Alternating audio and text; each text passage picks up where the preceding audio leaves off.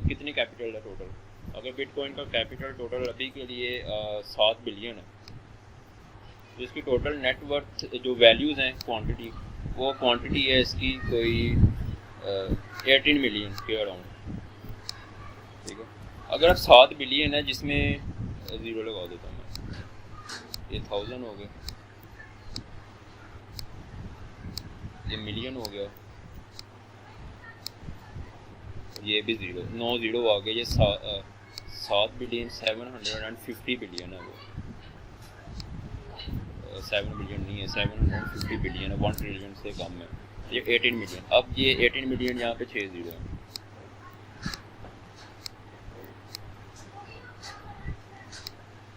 अब ये वैल्यू है इतने लोगों के पास, ये टोटल क्वांटिटी है 18 और यहाँ पे वैल्यू है 750 बिलियन। अगर आप इसको डिवाइड करो ना, तो आपके पास इसकी पर कॉइन के ऊपर कितनी वर्थ डिस्ट्रीब्यूट होती है वो आ जाएगी। अगर लोग इसमें से वैल्यू निकाल लें इसकी, जो अगर आप डिवाइड करो तो वो बनती है 18,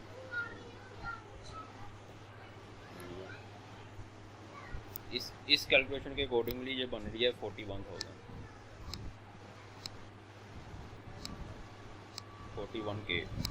ठीक है, मान लो कि अगर यहाँ से 150 बिलियन लोग अपनी वैल्यू इस करेंसी में से इंटरेस्ट निकाल लेते हैं अपना, तो इसकी जो वर्थ है, इसके अंदर जो वैल्यू है वो वैल्यू रिड्यूस हो गई।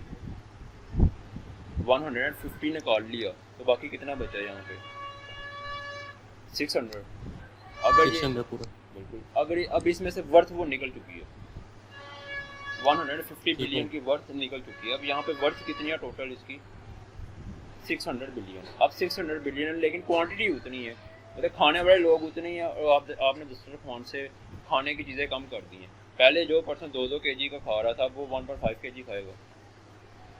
ठीक, अब वो वर्थ आपने कहीं तो इक्विवेलेंट शो करनी है ना। अब ये वर्थ यहाँ से 1.5 बिलियन के लोगों ने निकाल के अपनी करेंसी में ले गए हैं, किसी दूसरी कंट्री में मूव कर गए हैं, तो इसकी जो वर्थ है यहाँ पे कम हो गई है, 600 बिलियन है। अब इस 600 को आप डिवाइड करोगे तो आपके पास आएगा 33,000 पर कॉइन की जो वैल्यू है वो 33K है। ठीक है, अब यहाँ पे कॉन्सेप्ट एक अंडरस्टैंड करना है कि एक पर्सन के पास जो, अब यहाँ पे जो डिफरेंस है, मान लो कि किसी पर्सन ने ये वैल्यू खरीदी, ये एक बिटकॉइन खरीद लिया जब वो था तकरीबन, इसको मैंने जूम करना है, एक पर्सन ने एक बिटकॉइन खरीदा जब वो था 33K का। ठीक है निशान, ये सुन रहे हो? ठीक है, ये अंडरस्टैंड, बस ये वाला पॉइंट आपने अंडरस्टैंड करना है, इसके बाद हम मूव कर रहे हैं। एक पर्सन ने यहाँ पे मैं थोड़ा सा वो चार में डालूंगा, ये हलाल हराम का जो कंसेप्ट है, इससे मैं फिर आपसे एक क्वेश्चन पूछूंगा। एक पर्सन ने यहाँ एक चीज़ खरीदी 33K की, उस वक्त जब मार्केट में जो इसके इक्विवेलेंट जो वर्थ थी वो थी तकरीबन 60 बिलियन की, 600 बिलियन की। ठीक है, उस वक्त लोगों ने इसमें इतना इंटरेस्ट शो किया था, ये एक इंटरेस्ट है ना, 600 बिलियन एक लोगों का इंटरेस्ट है। लोगों ने वो इंटरेस्ट लिया, अपनी कंट्री से मूव करके वो उन्होंने चीज़ें, अपनी जो वैल्यू एक्सचेंजिंग मटेरियल था वो वैल्यू उन्होंने इसमें पुट कर दी। अब उसमें क्वांटिटी तो 18 मिलियन ही है, टोटल 21 मिलियन, लेकिन अभी 18 मिलियन कुछ डिस्ट्रीब्यूट हुए हैं, बाकी नहीं हुए, तो टोटल अभी क्वांटिटी वहाँ पे 18 मिलियन है। लोगों ने वर्थ ऐड कर दिया, वो वर्थ कहीं ना कहीं तो जाएगी, वो वर्थ टोटल जितने भी वहाँ पे मौजूद होंगे उनमें डिस्ट्रीब्यूट हो गए, तो वो वर्थ इंक्रीज़ करती है या डिक्रीज़ करती है। अब एक पर्सन ने एंट्री ली यहाँ पे उस वक्त जब वो 33K की थी, और 33K मीन्स वहाँ पे 600 बिलियन की जो वैल्यू थी वो उसमें मौजूद थी, तो डिस्ट्रीब्यूट की तो टोटल 18 मिलियन पे, तो आपका 33K आ गया। अब मज़ीद लोगों ने वहाँ पे एंट्री ले ली। अब यहाँ पे इस वक्त आप लोगों की क्वांटिटी भी लगा लो कि यहाँ पे आपके पास लोग थे तकरीबन 1 लाख। ठीक है, 1 लाख लोग मौजूद थे जिनके पास ये करेंसी उन्होंने होल्ड की थी। किसी ने 1 बिटकॉइन रखा हुआ था, किसी ने 10 रखे हुए थे, किसी ने 5 रखे हुए थे, टोटल 1 लाख लोग थे। अब उन्होंने 33K के ऊपर परचेज़ किया। अब यहाँ पे मज़ीद कोई 25,000 मज़ीद लोग आ गए, उनकी 1 लाख लोगों की वैल्यू बीच में मौजूद है अभी, 25,000 मजीद आ गए। अब ये 25,000 भी अपने साथ कुछ वैल्यू लेके आए होंगे। ठीक हो गया। किसी ने अपनी करेंसी का जो वैल्यू थी वो किसी ने 1 लाख की वर्थ की वैल्यू लेके आया, कोई 2 लाख की वर्थ की वैल्यू लेके आया, कोई 5 लाख की वर्थ की वैल्यू लेके आया। अब इन लोगों ने वो वैल्यू इसमें पुट कर दी। उस टाइम पे जो करंट इसकी वैल्यू चल रही थी, उस टाइम पे उन्होंने वो वैल्यू पुट कर दी उस इक्विवेलेंट वैल्यू के अकॉर्डिंगली वो परचेज़ करके। तो जब उन्होंने परचेज़ किया तो उनकी वैल्यू इनपुट होने से अब 1% अगर 1000 ऐड किया ना, वो 1000 वैल्यू अप जाने में रोल प्ले कर रहा है। वो 1000 डिस्ट्रीब्यूट ऐड हो रहा है प्रीवियस कैपिटल में। अगर प्रीवियस कैपिटल आपका 600 बिलियन है और 1% 1 बिलियन लेके आता है, तो अब वो हो गया 601 बिलियन।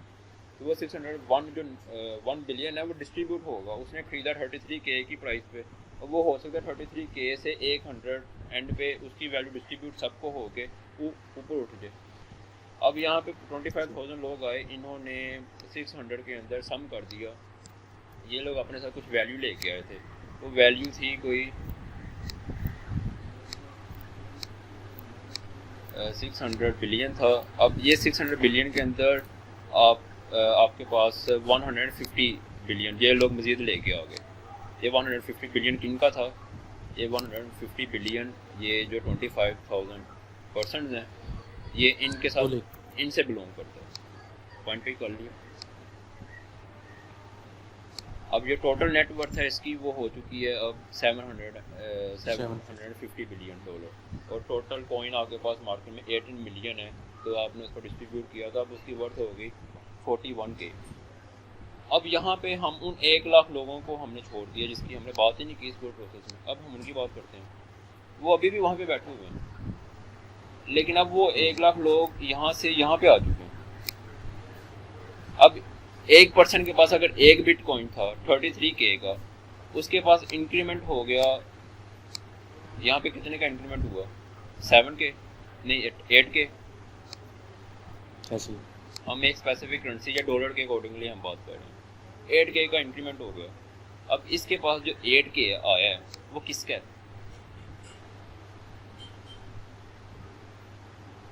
इसका अपना ही नहीं, इसने तो इसकी जो वर्थ है डॉलर की वो तो 33K का K की वर्थ है। अभी इसने बिटकॉइन अपने पास रखा हुआ था एक। अब लोगों ने बीच में 150 बिलियन इनपुट कर दिया कैपिटल में, तो कैपिटल ज़्यादा हो गया, डिस्ट्रीब्यूट किया आपने उस कैपिटल को टोटल मार्केट सर्कुलेशन से, तो वो 41K पर बिटकॉइन की वैल्यू हो गई। अब इसने तो परचेज़ किया था 33K पे, इसके पास 8K मज़ीद डॉलर्स आ गए, प्रॉफिट आ गया। ये 8K का जो प्रॉफिट जिसको हम कह रहे हैं, ये कहाँ से आया? ये किसका था? ये पैसे है किसके साथ? पैसे ये 25,000 लोगों ने मज़ीद इंटरेस्ट अपना शो करवाया, जिसकी वजह से इसकी वर्थ इंक्रीज हुई। अब इस पर्सन ने ये वैल्यू 8K इसको लेना चाहिए। अब ये पैसे तो 25,000 लोगों के हैं ना, बिल्कुल। फिर ये इसको लेने चाहिए पैसे।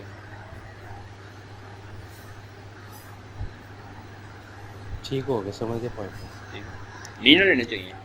अगर आप जनरल कॉन्सेप्ट में बात करते इसको ये 8K नहीं लेना चाहिए, इसको हाथ भी नहीं लगाना चाहिए, क्योंकि इसके पास टोटल जो वैल्यू एक्सचेंजिंग मटेरियल था वो 33,000 डॉलर का था। मतलब 33,000 डॉलर पे अगर एक कार मिलती है और 8K डॉलर पे एक बाइक मिल जाती है, तो इसके पास तो था 33,000, मतलब इसके पास एक कार की इक्विवेलेंट एक वर्थ थी अपनी कंट्री में। लेकिन बैठे बैठे बिटकॉइन में कुछ अलग लोगों ने पैसे डाले, तो उनके पैसे डिवाइड हो के इसके पास भी आ गए। अब ये तो इसके अपने पैसे नहीं है ना, ये किसी और के पैसे आ रहे हैं। अब यही जो सेम कॉन्सेप्ट है ना, total value divided by total जो वर्थ है, मतलब जो टोटल क्वांटिटी है सर्कुलेशन है, इसी को आप मार्केट में मौजूद आलू के ऊपर लगा दो। आलू एक दिन 40 का होता है उसी कंट्री के अंदर ही, अगले दिन 50 का हो जाता है। एक दिन 40 का होता है, अगले दिन वही आलू जो सा 50 का हो जाता है। अब ये 50 रुपये मज़ीद आए हैं मार्केट में बैक एंड पे। उस टोटल जो क्वांटिटी थी आलूओं को आप क्वांटिटी से लगा लो, जैसे कि 18 मिलियन जो बिटकॉइन है, आप 18 मिलियन आलू लगा लो एक कंट्री में से, ठीक है। अब जिन लोगों को ज़रूरत थी आलूओं की, उन्होंने ज़्यादा पैसे डाले, मार्केट में कैपिटल, लोगों का इनपुट ज़्यादा हो गया। अब वो पैसे जो ज़्यादा हुए हैं वो कहीं ना कहीं तो जाएंगे। अब उन्होंने आलू के नाम से पैसे दिए थे इन्वेस्टर ठीक ने। है। अब वो पैसे अगर आलू के नाम पे दिए थे, वो पैसे आलू में ही रहेंगे। होगा क्या, वो पैसे डिवाइड हो जाएंगे आलूओं में। अब लोग चीज़ें स्टोर करते हैं, जैसे चीनी स्टॉक हो जाती है मार्केट में। आपके पास 1 लाख किलो, 1 लाख केजी चीनी है। लोग उसमें से 50 लाख केजी चीनी जो है वो स्टोर करके रख लेते हैं। अब चीनी की वर्थ कितनी थी? चीनी की वर्थ थी 100 रुपये की पर केजी, आपको चीनी मिल रही है। अब मार्केट में पहले लोग उस एरिया में 1 लाख केजी यूज़ करते थे, इसलिए तो उस कंट्री के अंदर उन्होंने 1 लाख केजी प्रोड्यूस की, क्योंकि उतनी की ज़रूरत होती है। अगर 2 लाख केजी की ज़रूरत होती तो लोगों का टारगेट होता है कि हमने पर ईयर 2 लाख केजी जो शुगर है वो प्रोड्यूस करनी है। अब एक कंट्री ने 1 लाख केजी जो शुगर है वो प्रोड्यूस की, क्योंकि मार्केट में उसकी ज़रूरत थी। अब बिजनेसमैन ने क्या किया, उसने 50 लाख चीनी जो सी है वो स्टोर करके रख ली। अब मार्केट में मौजूद है सिर्फ 50 लाख, यूज़ करने वाले लोग हैं उससे डबल, उनको ज़रूरत है 1 लाख की। अब वो चीनी में पैसे डालते हैं अपने अपने, जो 100 के हिसाब से किलो होती है। अब वहाँ पे मार्केट में 50 लाख जो चीनी है वो तो मौजूद ही नहीं है, वो निकल गई वहाँ से। मतलब आपके पास अगर 18 मिलियन बिटकॉइन थे, आपने 18 मिलियन में से 8 मिलियन निकाल के अलग कर दिए, और आपके पास जो वर्थ है 600 बिलियन की वो वही रहती है, और आपके पास 8 बिलियन कम हो जाते हैं। अब आप 600 को अगर 10 बिलियन पे डिवाइड करो, 10 मिलियन पे डिवाइड करो, बगैर 150 बिलियन ऐड किए, तो आपके पास ये डेफिनेटली जो 33K है वो ये 33K नहीं रहेगी, बल्कि ये इससे ज़्यादा हो जाएगी वैल्यू। 35K पॉसिबल है, 35K हो जाए या 38K हो जाए।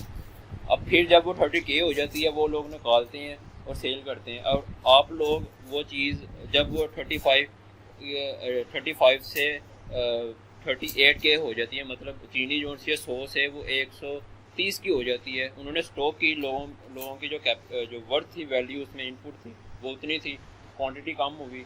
अब यूज़ करने वाले ज़्यादा हो गए, सप्लाई कम होगी, तो वो जो वैल्यू थी वो चीनी के नाम पे थी ना मार्केट में, वो डिस्ट्रीब्यूट भी चीनी में ही होगी। 50,000 किलो चीनी पे हो जाएगी। अब जब वो 50,000 किलो चीनी में डिस्ट्रीब्यूट हुई, उसकी वैल्यू जो 100 थी वो 100 से उठ के 150 चली गई। जब वो 150 की हो जाती है, वो बंदा अपने छुपी हुई चीनी निकाल के 150 के भाव से सेल करना शुरू कर देता है। आप लोग खरीदते, आप लोग क्यों नहीं कहते कि जी मैंने 100 की किलो चीनी लेनी है, ये कल तो 100 की थी, मैं आज आपको ज़्यादा क्यों दूँ? क्योंकि उसकी वर्थ ज़्यादा हो चुकी है, मार्केट में उसकी कमी है, बिल्कुल वर्थ ज़्यादा होगी, उसकी क्वांटिटी ज़्यादा रिक्वायर है। हम करते हैं। अब इसी तरह जब कभी आप एक कंट्री से दूसरी कंट्री में मूव कर गए हो और आपकी कंट्री में बहरान आ जाता है, आपने डॉलर खरीदा था $100 100 रुपये के अकॉर्डिंगली, लेकिन एक साल के बाद जब आप वापस आते हो तो हुकूमत चेंज हो गई, सारा सिस्टम बदल गया और करेंसी 100 से 150 में हो गई। जब आप वापस आते हो तो आप डॉलर 100 के हिसाब से खरीद के गए थे, तो आप वापस 100 के हिसाब से एक्सचेंज करते हो अपनी करेंसी में, आप तो 150 के अकॉर्डिंगली एक्सचेंज करोगे ना, क्योंकि उसकी करंट वैल्यू 150 हो गई है। ऐसे ही अब आपके कंट्री में अगर 150 वैल्यू हो गई है, आपके पास बैठे बैठाए 100 रुपया आपका 150 में कन्वर्ट हो गया, मतलब अगर आपके पास 1 लाख है वो 1.5 लाख बन गया अगर आप एक साल के बाद वापस आते हो। और जब आप एक साल के बाद वापस आते हो, आप उसकी परचेजिंग पावर देखो। अगर पहले आपकी कंट्री में 1 लाख की अगर एक बाइक मिलती थी, वो अभी भी 1 लाख की मिल रही है। जो आपको 50,000 आया है वो आपके पास इजाफी आ गया, आपका राइट नहीं बनता 50,000। अगर तो करेंसी की वैल्यू करेंसी डिफ्लेट हुई है, वो उसकी वैल्यू गिर गई है और आपको 150 रुपये की डॉलर मिल रहा है। पहले आप 1 लाख की बाइक लेते थे, अगर आपकी करेंसी की वैल्यू गिरी है, जो आपके पास बाइक की कीमत है जो 1 लाख है, वो भी फिर 1.5 लाख होनी चाहिए, लेकिन बाइक आपको 1 लाख में मिल रही है। मतलब जो आलू आप पहले 40 का किलो लेते थे, आज वो 50 का किलो हुआ। अगर बाइक आपको उतने की मिल रही है 2-3 महीने के अंदर अंदर, जो पैसे एक्स्ट्रा 50,000 आए हैं वो फिर हमें यूज़ नहीं करनी चाहिए, क्योंकि उसके इक्विवेलेंट जो आपके पास वैल्यू एक्सचेंजिंग मटेरियल था, वैल्यू एक्सचेंजिंग मटेरियल आपके पास ज़्यादा हो गया, हम वो तो यूज़ कर लेते हैं। अब यहाँ पे वैल्यू हमारे पास डिस्ट्रीब्यूट हो रही है, ये भी हम एक्सेप्ट करते हैं। अब यहाँ पे आता है, अब ये तो आइडिया क्लियर हो गया आपको जिशान के वैल्यू इंक्रीज कैसे होती है, डिक्रीज कैसे होती है।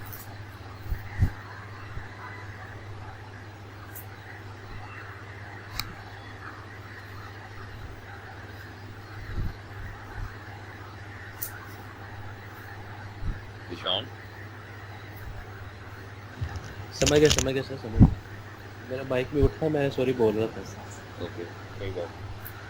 अब ये पॉइंट आउट हुआ कि वैल्यू एक्सचेंज कैसे होती है, इंक्रीज और डिक्रीज कैसे होती है। बिल्कुल बिल्कुल। अब हम आते हैं, अब आपने इसी का फ़ायदा उठाना है। या तो आप आलू को स्टोर करके रख लो, या तो आप करेंसी को स्टोर करके रख लो। कीमत बढ़ेगी, आपने आलू निकाल के भेज देना है, मतलब आपने करेंसी निकाल के भेज देनी है। तो आपके पास जो एक्स्ट्रा वर्थ आपके पास वैल्यू आएगी वो आपने अपने पास रख लेनी है। वो वर्थ आपकी नहीं है, वो किसी और की है। आपके पास किसी और के पैसे ही आ रहे हैं। ये सेम आप इसी आइडियोलॉजी में ले सकते हो। ये आपका एक एसिड है। अगर आप एक एसिड ज़मीन से लोहा निकालते हो, वो लोहा निकाल के आप उसको थोड़ा सा तराश के उसकी साइकिल बना के सेल करते हो। आपने तो ज़मीन से फ्री निकाला था, क्योंकि ज़मीन सबकी है। इसकी जो वैल्यू है वो इंक्रीज़ कैसे हो रही है और डिक्रीज़ कैसे हो रही है, ठीक, वो अंडरस्टैंड हो गया आपके पास। जितनी क्वांटिटी है उसके इक्विवेलेंट अगर जितनी ज़्यादा वैल्यू इनपुट हो जाती है तो वो वैल्यू डिस्ट्रीब्यूट हो जाती है उसी क्वांटिटी के ऊपर ही। एक घर में जितने लोग मौजूद हैं, अगर जितनी क्वांटिटी उधर आएगी वो उस घर में मौजूद लोगों के अंदर ही डिस्ट्रीब्यूट होगी। तो उनके अगर किसी के हिस्से में पहले 2 kg कुछ खाने का आ रहा था, तो वो बाद में अगर ज़्यादा आ जाता है सामान, तो वो 2.5 kg हर पर्सन के हिस्से में आ जाएगा। तो वैल्यू उन्हीं मौजूद लोगों के अंदर डिस्ट्रीब्यूट हो रही है। तो वैल्यू इस तरह से इंक्रीज़ और डिक्रीज़ होती है। अगर आप एक चीज़ की एक करेंसी की दूसरी करेंसी के साथ कंपैरिजन करो तो डेली बेसिस पे बहुत माइनर सा चेंज होता है। अब यहाँ पे आप ये कह सकते हो कि अगर एक करेंसी आपके पास, पाकिस्तानी करेंसी में बात करें तो डॉलर आपके पास अभी 160 का है फॉर एग्जांपल। अब यहाँ से हमारी जो मेन कन्वर्सेशन है वो स्टार्ट होगी। अब आप ज्यूम कर लो कि डॉलर आपके पास 160 का है पाकिस्तानी करेंसी में, और जो यूरो है, यूरो आपके पास कोई 170 का है। अब पाकिस्तानी एक थर्ड पार्टी है जो कि इन दोनों पे एज ए यूनिट काम कर रही है, पीकेआर। या पीकेआर में इन दोनों को चेक कर रहे हैं। अब जो पीकेआर है, PKR as a standard base point है हमारे पास, जिसकी बेस पे हम दोनों का कंपैरिजन कर रहे हैं। जैसे कि आपने मीटर को अगर मीटर के साथ सम करना है, आप मीटर को सेंटीमीटर के साथ सम करना चाहते हो तो आप नहीं कर सकते। आप पहले सेंटीमीटर को मीटर में कन्वर्ट करोगे, दोनों जब एक यूनिट के हो जाएंगे आप उसको फिर आप उनका कंपैरिजन कर सकते हो। इसी तरह हमने एक करेंसी को दूसरी करेंसी के साथ कंपेयर करना था, तो हमने एक स्टैंडर्ड पीकेआर को स्टैंडर्ड बेस पॉइंट हमने कंसीडर किया। तो दोनों की वर्थ को हमने पीकेआर में कन्वर्ट किया, फिर हम उनकी जो चेंजिंग है उसको देखते हैं। अब यहाँ पे आपकी एक मेन करेंसी अगर डॉलर है तो आपका फोकस होगा कि जब जिस पॉइंट पे यूरो गिरता है मैं उसमें पुट कर दूं पैसे डॉलर, जैसे ही वो 1 रुपया इंक्रीज होता है मैं वहाँ से वापस ले आऊँ। तो आपके पास बैठे बैठे अगर आप ये आपने इसमें कन्वर्ट किया, एक यूरो आपने 160 का एक यूरो का एक पोर्शन खरीद लिया, 160 से आपको यूरो का कितना पोर्शन मिलेगा वो देखते हैं। 160 से आपको यूरो का पोर्शन मिला कोई 94%, ठीक है, 94% आपको यूरो का पोर्शन मिल गया, क्योंकि आपके पास टोटल है 160 यूरो या टोटल 170 का। तो आपके पास जो पोर्शन आएगा इसका जो आप परचेज़ कर सकते हो वो होगा 94% पोर्शन यूरो का परचेज़ कर सकते हो, आपने कर लिया। अब यूरो की वैल्यू यहाँ से 1 पॉइंट इंक्रीज़ हो गई, मतलब आप लगा लो 5 पॉइंट इंक्रीज़ हो गई।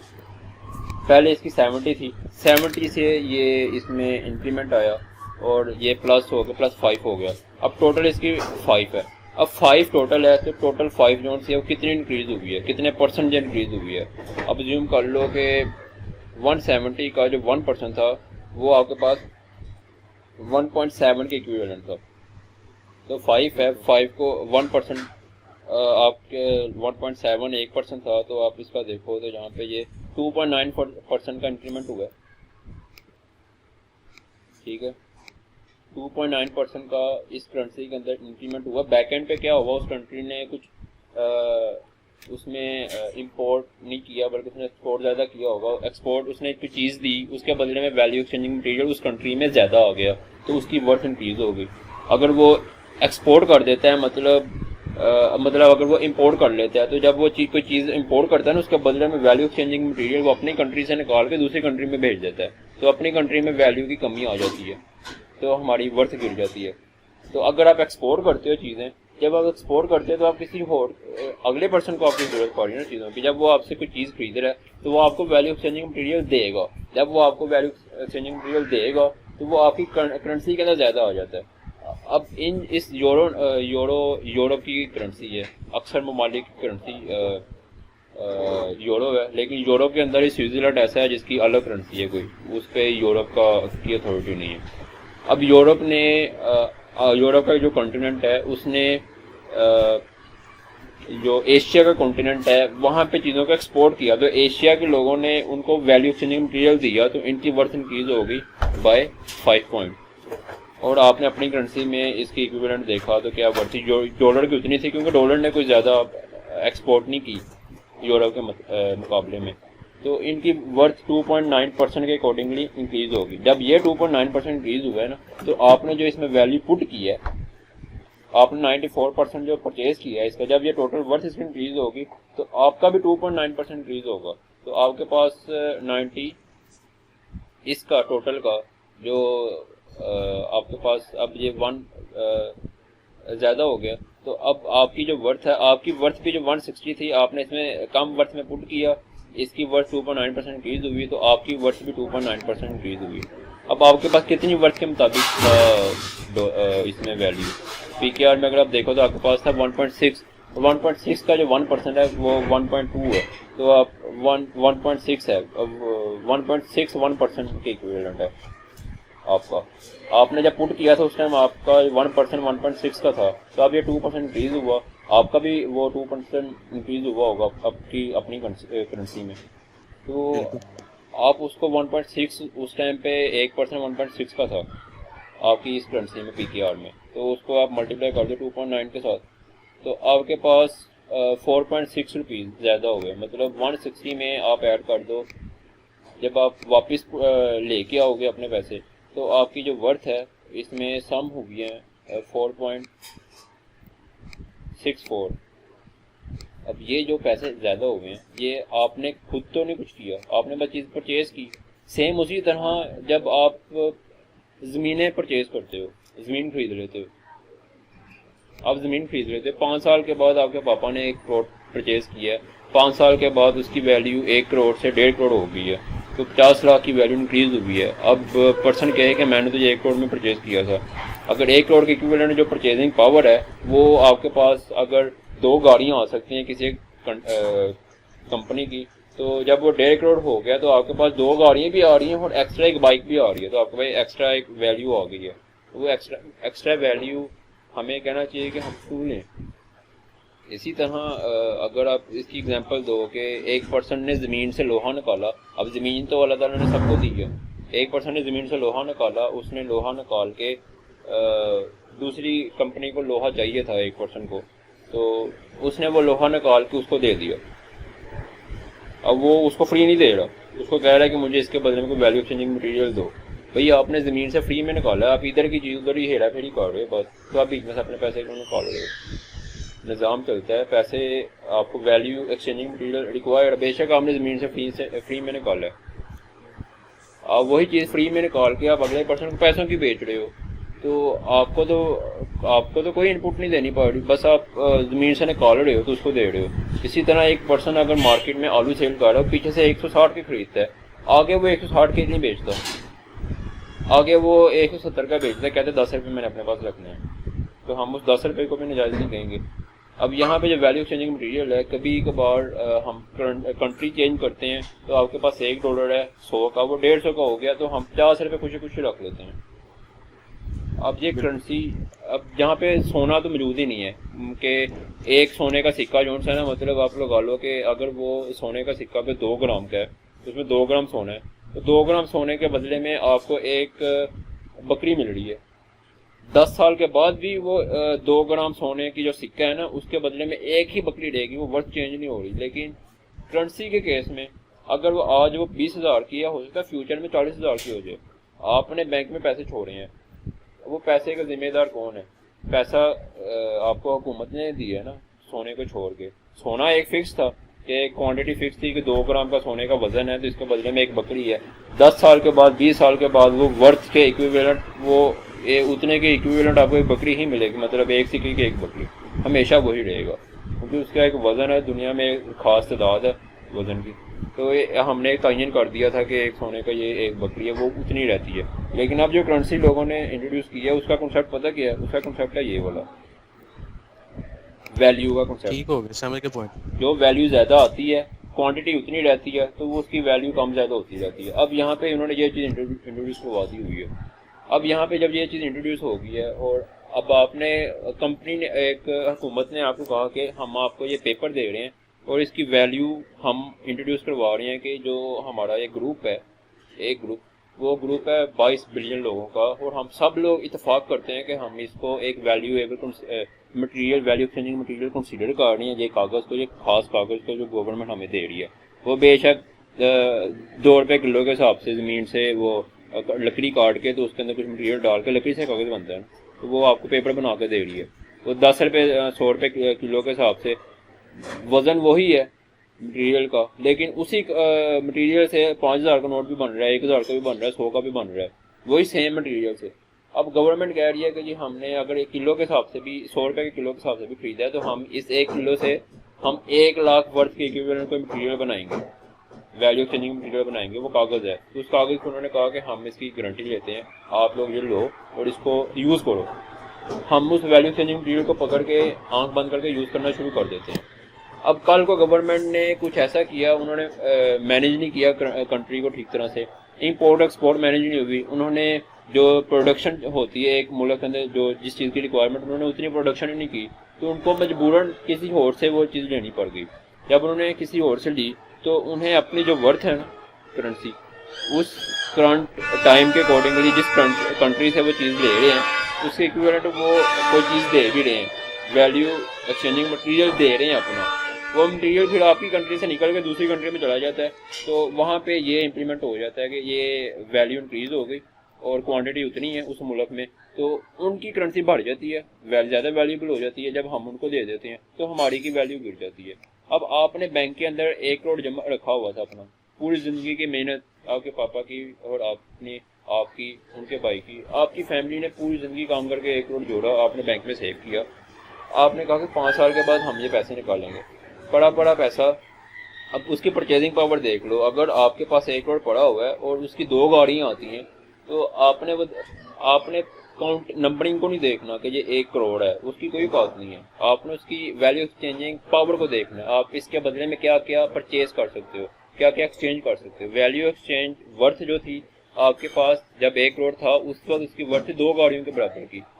अब 5 साल आपने वेट किया, 5 साल में गवर्नमेंट ने ऐसा कुछ किया है, उन्होंने मुल्क नहीं संभाला, उन्होंने वैल्यू गिरा दी, इन्फ्लेशन हो गए, वैल्यू वर्थ गिर गई। आपके पैसे, आपने जो चीज़ मेहनत की थी उस टाइम के अकॉर्डिंगली 1 करोड़ की, अगर वो 1 करोड़ की वर्थ, उनकी करेंसी की वैल्यू गिरी है, तो आपके 1 करोड़ भी बैंक में पड़े वो भी 1.5 करोड़ हो जाने चाहिए ना।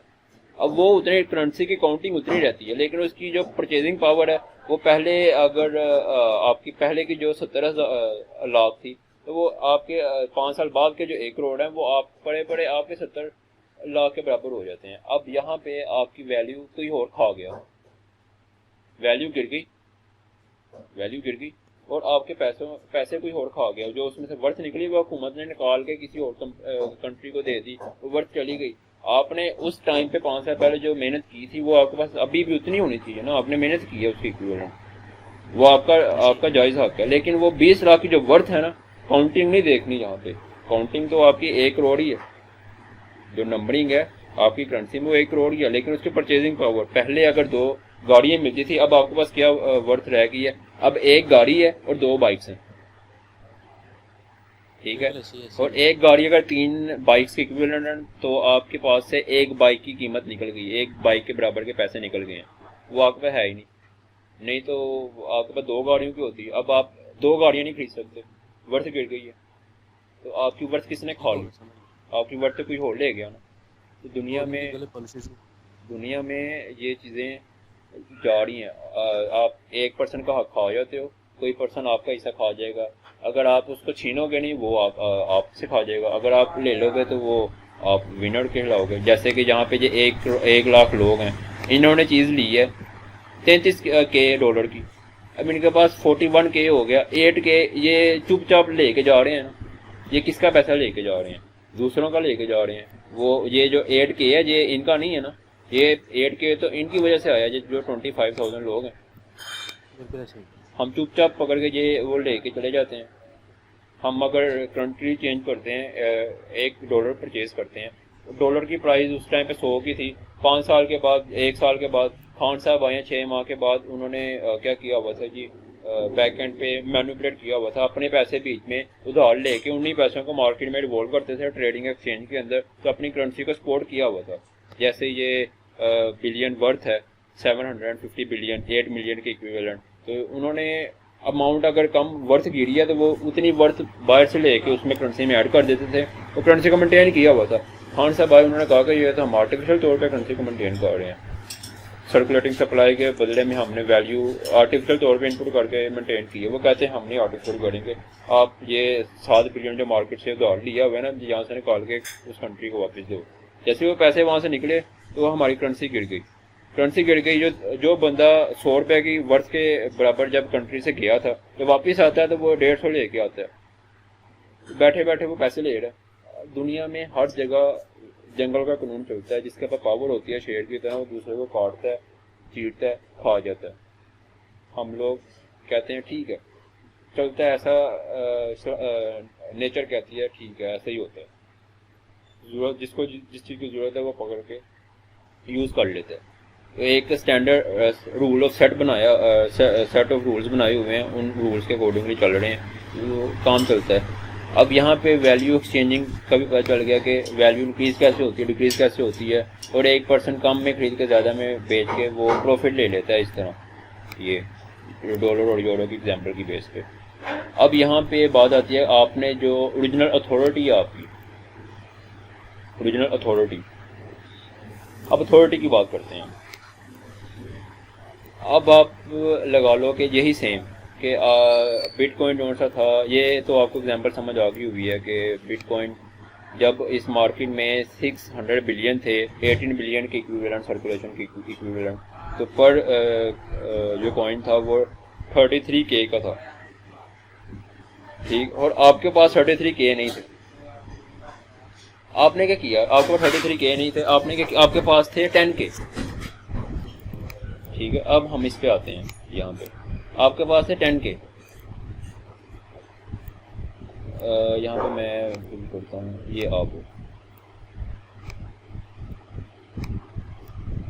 आप आपकी जेब में है 10K, ठीक है। आपके पास 10K है टोटल, और आप 10K से एक बिटकॉइन नहीं खरीद सकते, आप उसके पोर्शन खरीद सकते हो। अब आपको इन्वेस्टर, आपके जहन में आइडियाज़ हैं, आप मेहनत कर सकते हो। आप एक पर्सन को कहते हो, आप एक दूसरे पर्सन को ढूंढते हो, उस पर्सन को आप कहते हो कि भाईजान मेरे पास 10K हैं और मुझे एक चीज़ चाहिए जो कि है 33K की, ठीक है। और इस बंदे को पता है, इस बंदे के जहन में ना आइडियाज़ हैं, इसके जहन में आइडियाज़ हैं, इसके जहन में आइडिया है कि इसकी नज़र जहाँ पे 8K के ऊपर है। इसको पता है कि कल को ये इंक्रीज़ होगा, चाहे तो 4K या 3K या 5K बढ़ेगा तो ज़रूर। ये इन्वेस्टर है ना, इसको पता है वैल्यू सिस्टम कैसे चलता है, हम कम पे परचेज करेंगे, ज़्यादा पे बेचेंगे, वो चीज़ बढ़ती कैसे है, मार्केट कैपिटल ज़्यादा हो जाता है और सर्कुलेशन सप्लाई की इक्विवेलेंट, फिर वो वर्थ उसकी इंक्रीज़ हो जाती है। अब इसको ये सारी चीज़ें पता है, इस बंदे को नहीं पता, लेकिन इसके पास पैसा है। अब ये भी कोई बिज़नेस करना चाह रहा है। अब ये पर्सन जाता है इसके पास और ये कहता है सर मुझे मैं आपको बिज़नेस पार्टनर हम बन जाते हैं, आप इस तरह करें कि मुझे आप 23K जोन से है ना जो आपके पास मौजूद है, 23 एक कॉन्ट्रैक्ट करते हैं। उस कॉन्ट्रैक्ट के अंदर होता ये है कि ये उससे कहते हैं कि आप मुझे 23K दें, तो ये सम होकर 33K इसका पूरा हो जाएगा।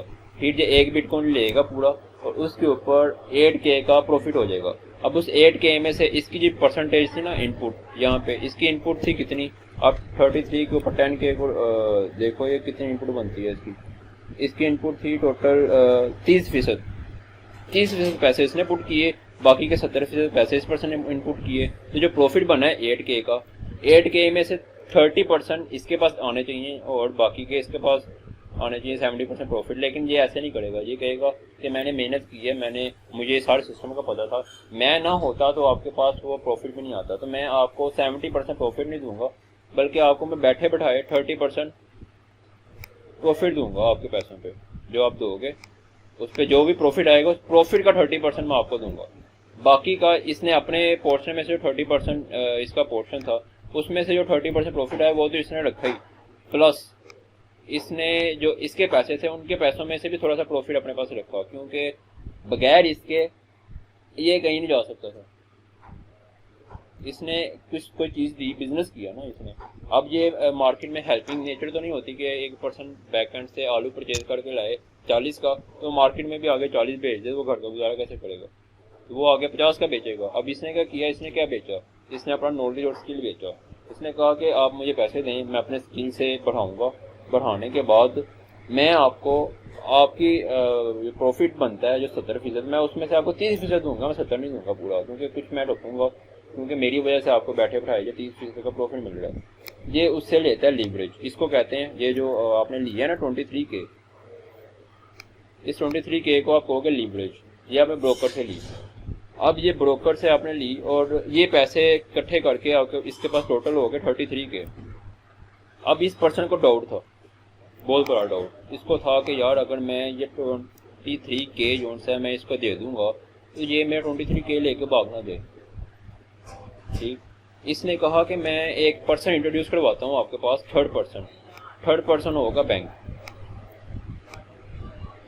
ठीक है, मैं आपको लीवरेज दे रहा हूँ, उस लीवरेज की बेस पे आप ओरिजिनल में करेंसी खरीदो, इन्वेस्ट यहाँ पे करना है करो, बिजनेस करो, लेकिन जो टोटल कंट्रोल है ना, मेरी एक शर्त है। इसने शर्त रख दी, इसने कहा कि मैं चाह रहा हूँ कि उसके ऊपर टोटल कंट्रोल आपका ना हो।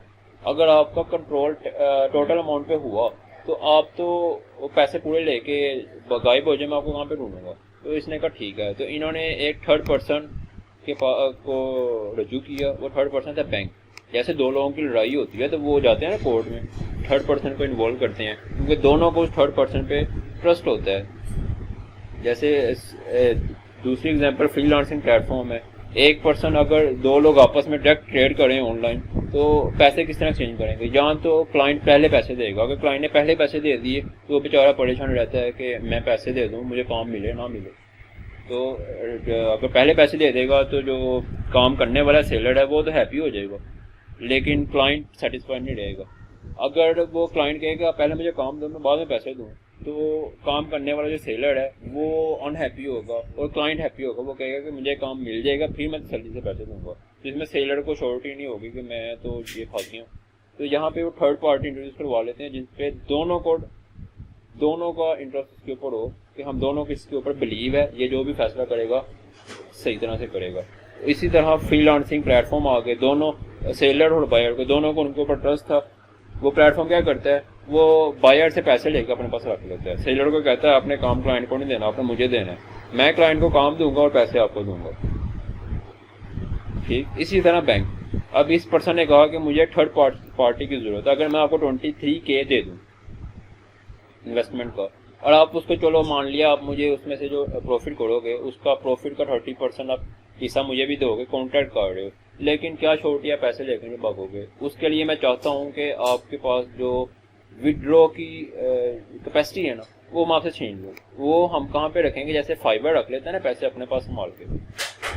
फाइबर बायर को सेलर को उस वक्त तक पैसे नहीं देता है जब तक बायर अपना काम ना कर दे। ऐसे ठीक है। इसी तरह यहाँ पे इसका काम क्या था, इसका काम था कि इसकी नज़र थी ये जो 8K था इसने इसमें खरीद लिया 33K पे, उसने पूरा भी कर लिया पैसा। अब इसकी नज़र थी इस 8K पे जो प्रॉफिट आने से होगा। प्रॉफिट कैसे आएगा, मार्केट में इसको पता है, इसको कोई न्यूज़ आ गया कि यहाँ पे कैपिटल ज़्यादा होगा तो ये वैल्यू 33K से 41K पे चले जाएगी, और कॉइन की जो सर्कुलेशन है वो तो उतनी है, जब वैल्यू ज़्यादा आ जाएगी तो सर्कुलेशन तो उतनी है, तो उसकी वर्थ इंक्रीज हो जाएगी पर कॉइन। इसको ये चीज़ का आइडिया था, इसने पैसे भी इकट्ठे कर लिए, उसको राज़ी भी कर लिया, इसकी नज़र 8K पे है, इसने वो भी ले ली। अब इसका काम है 8K लेके आना। अब इस पर्सन ने जैसे इसने पैसे दिए हैं, पैसे इसने फाइवर के पास रखवा दिए हैं, अब इस बायर सेलर को राइट नहीं है कि ये इन पैसों को निकाले। फाइवर उस टाइम तक नहीं देगा जब तक ये अपना काम नहीं कर देगा। इसका काम क्या है, ये 8K बनाना, ठीक है। अब यहाँ पे जो बैंक है ना, bank as a middleman role play कर रहा है। बैंक क्या कर रहा है, बैंक उनके पैसे लेता है, बैंक बायर से भी पैसे लेता है, जो कि इसके बायर के पैसे थे 10K, बैंक बायर का 10K लेता है और सेलर के 23K भी लेता है। इसके पास हो जाते हैं टोटल 33K। 23K इसने यहाँ सेलर से लिए, और ये सेलर था, ये इन्वेस्टर था, और ये बायर था, इसने कुछ ये प्रॉफिट बाय करना था, तो इसने अपने पैसे दिए इसको और रखवा दिए दोनों। ये फाइवर आप समझ लो, थर्ड पार्टी, जिसके ऊपर दोनों को भरोसा है। जैसे एक जगह पे कोर्ट होता है, 2% की लड़ाई हो जाती है, वो कोर्ट के पास जाते हैं। इसी तरह सेकंड पर्सन को लिक्विडिटी प्रोवाइडर भी कह सकते हैं। बिल्कुल, आप इसको, हाँ, ये पर्सन जो है ना, ये लिक्विडिटी प्रोवाइडर है, जो 23K दे रहा है, ठीक हो गया। जिसको आप कहोगे कि ये लिवरेज है, और ये लिवरेज ऐसे नहीं दे रहा। बिजनेस में असूल है, आप बिजनेस पार्टनर बन रहे हो ना, तो आप प्रॉफिट भी लेते हो, लेकिन इस बिजनेस में एक चीज़ हम बाद में थोड़ा सा आगे जाकर देखते हैं। अब इस पर्सन ने 23K दे दिए, बैंक ने उसके पास रखवा लिया। इसने शर्त रखी थी कि आपके पास टोटल कंट्रोल नहीं होगा, अगर आपके पास टोटल कंट्रोल होगा आप मेरे 23K भी लेके चले जाओगे। जैसे फाइवर में होता है, आप विड्रॉ नहीं ले सकते पैसों का अनटिल के आप अपना काम पूरा ना कर दीजिए 8K वाला। अब इसने पैसे लिए, अब बैंक के पास इसने पैसे लिए डॉलर्स में, अब बैंक के पास ये सारे पैसे मौजूद हैं डॉलर्स की फॉर्म में, ठीक है। अब बैंक के पास किसी और कंट्री की जो स्टोरेज है ना, वो भी मौजूद है, मतलब बैंक के पास यूरो भी मौजूद है, ठीक। अब इस पर्सन ने अपने 33K से कोई दूसरी कॉइन खरीदना, जैसे जहाँ पे हमने 160 पुट किया और करंट प्राइस के ऊपर ये प्राइस इंक्रीज हुई, कैसे हुई, उस कंट्री के ऊपर डिपेंड करता है, उसने क्या इंपोर्ट किया, क्या एक्सपोर्ट किया, और कितना उसकी वर्थ वैल्यू आई, कितनी वैल्यू गई, तो उसके अंदर पास कितनी वैल्यू रह गई है, वो उसने टोटल क्वांटिटी पर डिवाइड किया, तो उसकी वैल्यू इतनी इंक्रीज हो गई। अब इसने उसी बैंक के अंदर मौजूद रहते हुए बैंक ने कहा कि ठीक है, सेलर को उसने श्योरिटी दे दी, जो लिक्विडिटी प्रोवाइडर है उसको श्योरिटी दे दी कि हम इसका पूरा जो कंट्रोल है। अब इसने पूरे एसिड को सम करके एक एसिड खरीद लिया, वो एक घर है। अब ये बंदा कह रहा है आपने जो घर खरीदा है उसके जो पेपर्स हैं प्रॉपर्टी के, वो आपने इस बंदे को नहीं पकड़ाने, इसको पकड़ा दिया, ये प्रॉपर्टी बेच के किसी तीसरे बंदे को भाग जाएगा। आपने वो पेपर, बैंक को कहता है आपने अपने पास रखने हैं। अब वो पेपर क्या है, वो पेपर है आपकी लोट साइज, ठीक है, टिकट नंबर, टिकट साइज। हाँ, जो प्रॉपर्टी खरीदी है या फिर जो एसिड खरीदा है उसका जो राइट है ना, उसको मैं पेपर से कह रहा हूँ, प्रॉपर्टी पेपर या कुछ भी। वो बैंक ये कहता है कि आपने ये प्रॉपर्टी पेपर्स, अगर मैंने पैसे इसको दिए हैं, इसको विड्रॉ की कैपेसिटी नहीं देनी, मतलब इसकी जो टोटल अथॉरिटी है ना इन टोटल पैसों की, वो अथॉरिटी, ये अथॉरिटी पेपर है। ये अथॉरिटी पेपर आपने बायर को नहीं देना, आपने ये अपने पास रखना है, और इसको उस वक्त देना है जब आप ये 33K का कर ले बिजनेस, और उससे ये सम करके प्रॉफिट कुछ गेन भी कर ले, तो जब वो डिस्ट्रीब्यूशन की बारी आए ना, आपने उस वक्त इसको डिस्ट्रीब्यूशन की अथॉरिटी देनी है कि वो अपना हिस्सा भी निकाल ले, और जो हमारे बीच में कॉन्ट्रैक्ट हुआ है प्रॉफिट कितना डिस्ट्रीब्यूट होगा आपस में, वो भी निकाल ले। अब बैक एंड पे शर्त ये है हलाल होने की, अगर बैंक ओरिजिनल में इसको कन्वर्ट करे, इसमें अगर बैंक ओरिजिनल में एक करेंसी को दूसरे में कन्वर्ट कर रहा है, जिस तरह आप एक कंट्री से दूसरी कंट्री में मूव करते हो ना, और आप उस कंट्री में PKR तो यूज़ नहीं कर सकते, आप डॉलर यूज़ कर सकते हो। अगर आप अमेरिका में जा रहे हो, अगर आप UK में जा रहे हो तो आप पाउंड यूज़ कर सकते हो, अगर आप जापान में जा रहे हो तो आप जापानीज येन यूज़ कर सकते हो, ठीक है। अगर आप स्विट्जरलैंड में जा रहे हो तो आप स्विस फ्रांस यूज़ कर सकते हो। तो आप जिस कंट्री में जाते हो, आपने जिस तरह वो करेंसी परचेज की है, अगर बैंक भी सेम वही स्टेप फॉलो करके ओरिजिनल में वो एसेट खरीदता है तो अपने पास रखता है, और उसका विड्रॉल कैपेसिटी वो इसको नहीं देता, उसकी वजह ये है कि इसने लिवरेज ली हुई है, मतलब लिक्विडिटी प्रोवाइडर से एक्स्ट्रा पैसे लिए हैं, तो इसने दोनों पैसे सम करके एक ही एसेट खरीद लिए, मतलब ये दोनों अपने पैसे मिला के एक प्रॉपर्टी खरीद लेते हैं, उस प्रॉपर्टी की एक पेपर्स हैं, अब ये सेलर की कंडीशन की वजह से वो जो प्रॉपर्टी पेपर है, जो टोटल राइट है, वो बैंक अपने पास रखता है, वो इसको टोटल राइट नहीं देता, क्योंकि अगर जिसने राइट ले लिया पूरा तो ये 23K लेके भाग गया, तो इस पर्सन ने तो अपनी सिक्योरिटी भी तो देखनी है। अब यहाँ पे जायज़ आप ये कह सकते हो कि इस सेंस में इन्होंने दोनों ने कॉन्ट्रैक्ट किया। ये बंदा एग्री था कि अगर इस पर्सन ने खुद कहा, ये इसने कहा कि अगर आपका लॉस हुआ ना, ये पर्सन दे नहीं था वैसे 23K के, ये कहता नहीं नहीं प्लीज़ मुझे चाहिए, ज़रूरत तो इसको है ना बहुत ज़्यादा, इसको बड़ी फंसी हुई है कि इसने पैसे लेने हैं। अब ये बंदा कहता है कि जी मैं आपको दे दूँ, आप लॉस करवा दो। तो अब शरीयतन एक चीज़ कही गई है कि अगर आप बिजनेस पार्टनर बनते हो तो आपने प्रॉफिट में भी शेयर रखना है और लॉस में भी शेयर रखना है। ये इससे आप एग्री करते हो निशान? जी मैं कहा बिल्कुल बिल्कुल। मतलब अगर आप शरीयतन किसी के साथ बिजनेस पार्टनर बनते हो और वहाँ पे कहा गया है कि आपने अगर कोई चीज़ बिजनेस करना है, अगर प्रॉफिट होगा तो प्रॉफिट भी हम इक्वली डिस्ट्रीब्यूट करेंगे, अगर हमारी इन्वेस्टमेंट इनपुट इक्वली है, तो अगर लॉस हुआ वो भी हम इक्वली डिस्ट्रीब्यूट करेंगे। ये बिजनेस का असूल है। लेकिन इस केस में कंडीशन क्या थी कि इस पर्सन को ज़्यादा ज़रूरत थी, इसको तो नहीं थी, ये तो दे ही नहीं था 23K। इसने इसको लालच दिया कि मैं आपको प्रॉफिट लाजमन बना के दूंगा। अब इसने कंडीशन रख दी, इसने कहा कि अगर लॉस हुआ ना तो मैं नहीं बेयर करूँगा। ये फिर भी ये हाथ फैला रहे, कहता नहीं अगर आप लॉस भी होता है, मैं खुद आपको कह रहा हूँ कि मैं आपको लॉस भी दे दूंगा। ये खुद कहता है कि मैं आपको लॉस भी दे दूंगा, मैं आपको लॉस होने ही नहीं दूंगा। तो अगर इसने ख़रीदा, इसने 33K खरीद लिया और ये डिक्रीज़ होता है और पैसे 22K पे आ जाते हैं, जो 1K का लॉस हुआ है ना, ये पर्सन अपने 10K में से 1K इसको देगा, क्योंकि इसने खुद वादा किया है कि मैं इसको तो ज़रूरत ही नहीं थी ना, ये बिज़नेस पार्टनर एक तरह से नहीं है, एक तरह से उसकी हेल्प भी कर रहा है, थोड़ा सा प्रॉफिट भी ले रहा है, और इसको ज़्यादा ज़रूरत है।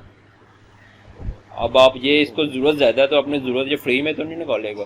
दुनिया में कुछ भी फ्री नहीं है, कुछ भी फ्री नहीं है। एक बेकारी भी जो सा ना सड़क पे आपको दवाएं देता है, आपसे पैसे मांगता है, वो आपको फ्री में नहीं मांगता, वो आपको पहले बहुत ज़्यादा इज्जत देता है, बहुत ज़्यादा वैल्यू देता है, उसके बाद जाकर वो दौड़ पे मांगता है आपसे। तो वो आपको फ्री में नहीं लेके जा रहा, वो आपको कुछ वैल्यू दे के जा रहा है, इज्जत दे के जा रहा है, बदले में कोई मटेरियल आपको वैल्यू एक्सचेंजिंग मटेरियल दे के जा रहा है, उसके बदले में कुछ लेके जा रहा है। दुनिया में कुछ भी फ्री नहीं है। अब ज़रूरत ज़्यादा इसकी है, इसकी नहीं है, तो अपनी ज़रूरत को पूरी करने के बदले में ये जो लॉस भी हो रहा है, ये कह रहा है, ये खुद कह रहा है कि मैं आपको लॉस दूंगा, कॉन्ट्रैक्ट के अंदर ऐड है। अब बैंक कहता है ठीक है आपका कॉन्ट्रैक्ट हो गया कंप्लीट, आप लोग अपनी कंडीशन पे भी दोनों एग्री हैं, तो मैं फाइबर की तरह पैसे लेता हूँ बायर से, लेके अपने पास रखता हूँ। इसको कहता है कि जी आप चाहें तो आप कोई एसेट खरीद लें। अब ये पर्सन उससे ये खरीद लेता है 33K का।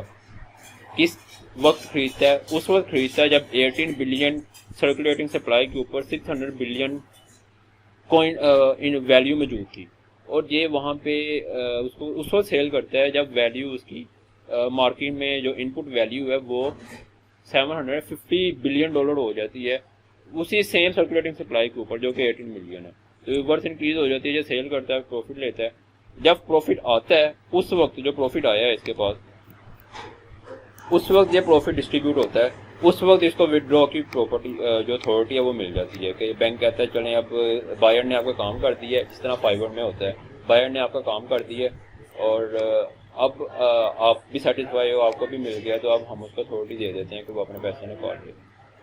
8K आया, इसने अपने हिस्से का जो 70% प्रॉफिट था वो लिया, इसके पास 70% प्रॉफिट आ गया, और 30% जो प्रॉफिट है टोटल वो हमने इसके 23K में ऐड किया, जो कि कमीशन कह दो, स्प्रेड की शक्ल में कह लो या कमीशन की शक्ल में कह लो।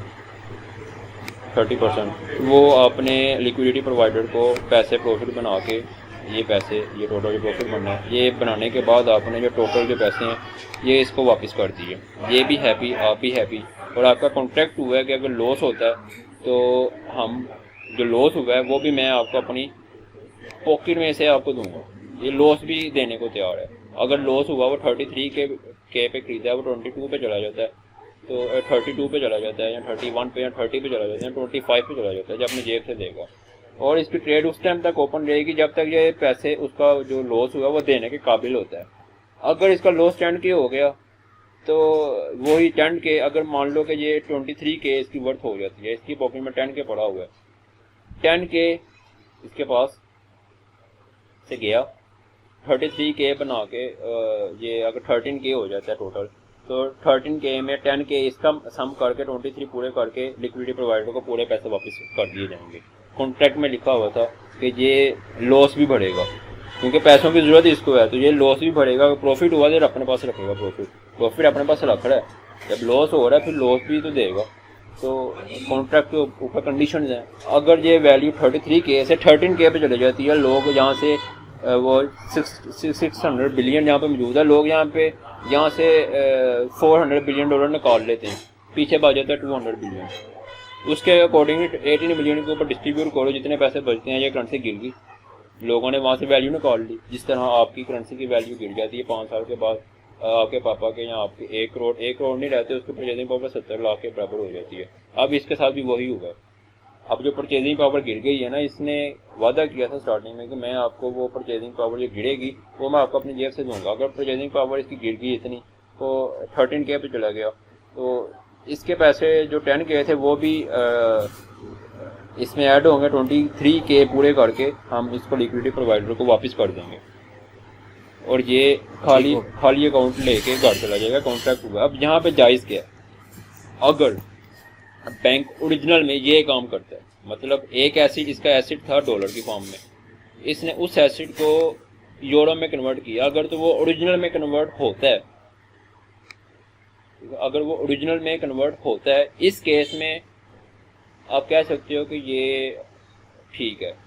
अब वैसे भी जो करेंसी परचेज करते हो या मुल्क से इधर से उधर आते हो, उस टाइम भी तो आप 100 की खरीद के 150 की बेच के अपने पास पैसे रखते हो, 50 रुपये ऐसे ही। अब यहाँ पे आपको ये भी पता है कि जो ये 8K आपके पास आ रहा है, ये आपका भी नहीं है, ये पैसे किन के हैं, ये 25,000 लोगों के हैं। ओरिजिनल कॉन्सेप्ट ही ये है, ये पैसे आपके तो है ही नहीं है, सीरियस ही आपके नहीं है। आपने तो पुट्टी 30 आपके पास जब आपने पुट किया था 1 बिटकॉइन, आपने तो पुट्टी 33K की है, 41K पे आप कैसे ले सकते हो?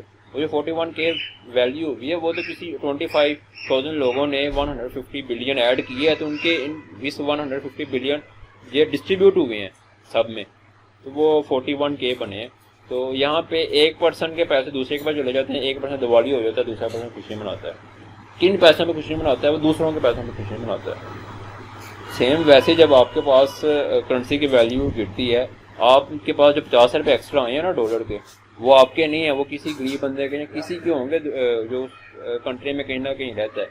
उसके बदले में कोई ना कोई भूखा रहा होगा, किसी न किसी के पास पैसे गए हैं, लेकिन हम लोग हैप्पी हैं। ये सिस्टम ही ऐसा है। अब किसी ने कहा था ये सिस्टम इंट्रोड्यूस करवाओ, ये सिस्टम इंट्रोड्यूस करवाया था, दरहम दिनार ख़त्म करके इसके अंदर फंस गए लोग, ये वैल्यू एक्सचेंजिंग पीरियड में। अब इसको यूज़ कर रहे हैं, अब लोग सब इसको यूज़ करते हैं। आप इसी के बदले में डेली बेस पे हज़ारों काम करते हो, इसी करेंसी की बेस पे आप डेली बेस पे हज़ारों काम करते हो। आप अगर अपने घर के किसी बड़ों से पूछोगे ना, अगर आप किसी नॉर्मल फैमिली से बिलोंग करते हो या फिर मिडिल क्लास, जिनमें अक्सर मेरे जो पेरेंट्स हैं वो मैट्रिक पास हैं, मैंने कर ली ग्रेजुएशन। अब मैं उनको स्टॉक मार्केट का बताता हूँ ना, तो अभी भी स्टॉक मार्केट को वो लोग कहते हैं जुआ है। आप पूछ के देख लेना, वो ऐसे वो कहते हैं ये जुआ है। अब उनको नहीं पता, डिफ्रेंशिएशन नहीं उनको आती कि ये क्या है। अगर तो आप ऐसे ही कंपनी को पैसे दे रहे हो इन्वेस्टमेंट के लिए, जो पैम्पर बनाती है, जो नेस्ले का दूध का डिब्बा बनाती है, आप उसको पैसे दे रहे हो, उसको इन्वेस्टमेंट दे रहे हो, उसको कहते हो कि भाई आप नेस्ले के डिब्बे बना के सेल करो। वो बेचते हैं, डिब्बे बना के सेल करते हैं, वो प्रॉफिट लेके आते हैं सेल करके, तो जो एक्स्ट्रा प्रॉफिट होता है वो आपको स्टॉक में ऐड हो जाता है, वो आपको स्टॉक की वैल्यू इंक्रीज करके दे देते हैं। कौन सा स्टॉक हलाल है और कौन सा हराम है? अगर कोई स्टॉक शराब की बोतलें बना के बेच रहा है, आप उसको इन्वेस्टमेंट दे दो ऐसी कंपनी को जो शराब बना के बेच रहा है, तो वो तो नाजायज़ है। अगर आप किसी ऐसी कंपनी को दे दो पैसे जो कि शराब अलग सेंस की बेस पे बना रहे हैं, वो मेडिसिन में यूज़ करना चाह रहे हैं ताकि बीमार लोग सेहतयाब हो जाएं, उनकी सोच पॉजिटिव थी। अब वो बना तो वो हराम चीज़ ही रहे हैं शराब, लेकिन उनकी नीयत अलग थी। वो बीमारों को सेहत देने की लिए कोशिश कर रहे हैं, उसकी एक उम्मीद दे रहे हैं कि अल्कोहलिक जो मेडिसिन हैं वो बना रहे हैं, आप उनमें इन्वेस्ट कर सकते हैं। उनकी नीयत ख़राब नहीं है।